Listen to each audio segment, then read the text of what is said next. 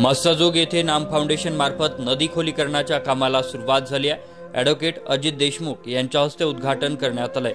स्वर्गीय सरपंच संतोष देशमुख यांचं गाव पाणीदार करण्याचं स्वप्न पूर्ण करण्यासाठी हा प्रयत्न असून यातून गाव सदन होईल। गावकऱ्यांनी जास्तीत जास्त काम करून घेण्याचा प्रयत्न करावा असं आवाहन यावेळी जन आंदोलनाचे विश्वस्त ॲडव्होकेट अजित एम देशमुख यांनी केलंय।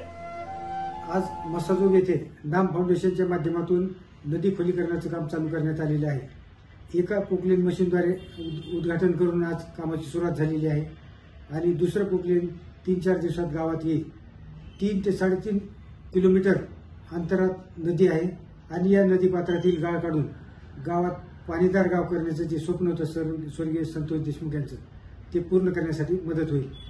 या माध्यमातून मोठ्या प्रमाणात गावात काम होणार असल्यामुळे गावातील नागरिकांनी देखील या कामाकडे लक्ष द्यावं आणि चांगल्या पद्धतीनं काम कसं होईल यासाठी सर्वांनी प्रयत्न करावे असं देखील आवाहन मी गावकऱ्यांना केलेलं आहे।